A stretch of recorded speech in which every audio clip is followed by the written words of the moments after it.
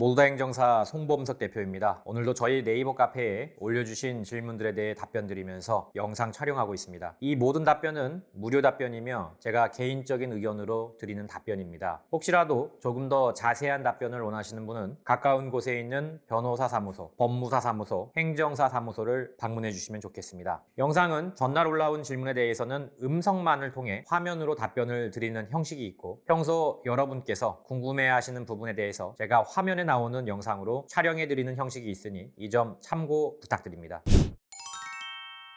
6월 21일입니다. 주말 동안 올라온 글들 답변 드리도록 하겠습니다. 먼저 저에게 직접 질문을 주신 분부터 답변을 드리도록 하죠. 허클베리 핀님, 2004년 11월에 음주운전 한번 적발되셨고 2021년에 또 적발되셨습니다. 2004년도 거는 형사처벌 이진에 들어가지 않습니다. 왜냐하면 벌금이냐 구공판이냐를 가르는 형사처벌의 기준은 2006년부터입니다. 그래서 이거는 벌금형, 사고가 없다면 벌금형으로 마무리가 되지 구공판에 갈 확률은 거의 없다고 보셔야 됩니다. 일반적인 통계를 갖고 얘기를 하는 거니까 이 부분에 있어서 네가 뭔데, 네가 변호사냐, 네가 판사도 아닌데 그런 소리 하느냐, 이런 오해는 없으시길 바랍니다. 저는 통계를 갖고 그냥 얘기를 할 뿐입니다. 그래서 일단은 2006년 이전 사건이기 때문에 형사처벌로는 원아웃입니다. 일반적으로 벌금으로 끝난다라고 말씀을 드렸습니다.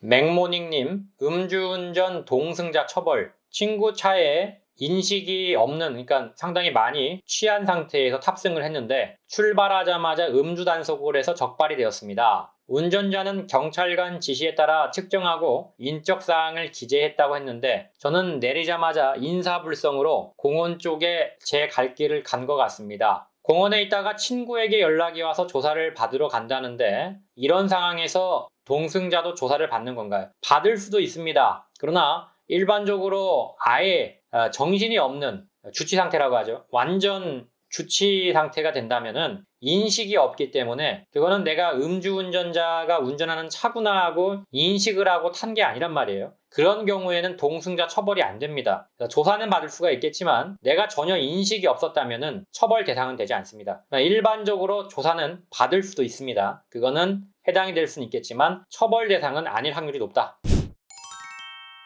이칸님, 검찰의 변호사님이 이미 의견서 제출했는데 법원 특별 송달로 온 의견서 다시 작성해서 제출하나요? 추가 양형 자료는 어떤 게 있을까요? 일단은 변호사님이 의견서를 제출했다면 사실 더 낼 이유는 없어요. 왜냐하면 검찰에 낸 게 그대로 법원에 올라가기 때문에 추가로 양형 자료를 낼 필요는 없습니다. 그러나 조금 더 사정 변경이 있거나 넣지 못한 서류들이 있다면 더 넣으셔도 관계는 없습니다. 그러나 이미 변호사님께서 의견서를 넣으셨다면 굳이 또 넣을 필요는 없다.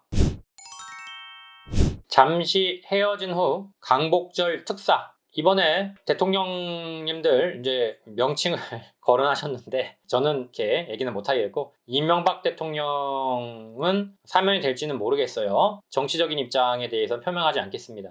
음주운전은 아마도 이번 연도에도 안 될 걸로 생각이 듭니다. 왜냐하면 문재인 대통령께서 처음에 취임하실 때에도 그랬지만 사면권에 대해서 굉장히 조심스러운 입장이세요. 그래서 사면권 행사를 하기가 부담되실 거예요. 사면권이라고 하는 게 재앙적 대통령제에 나온 거거든요. 근데 문재인 대통령께서 처음 취임하실 때 재앙적 대통령 제도에 대해서 좀 회의적인 입장으로 표명을 하셨기 때문에 아마도 당신께서 그 부분을 얘기를 하셨기 때문에 다시 그걸 말을 바꾸기는 어렵지 않을까 싶습니다. 그래서 아마 사면은 없지 않을까라는 생각이 듭니다.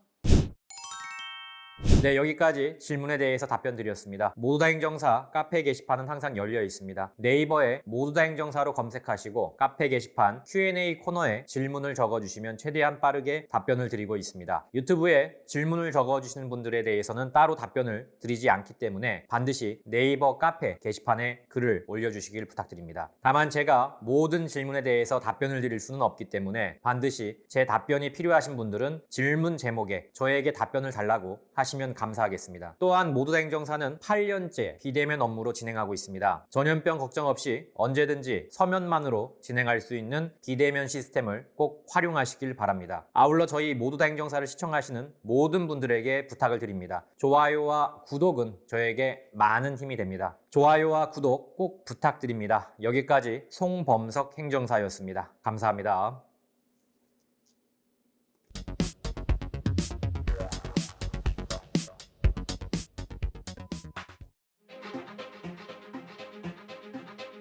모두 다 감옥 보낼 수는 없는 거 아닙니까?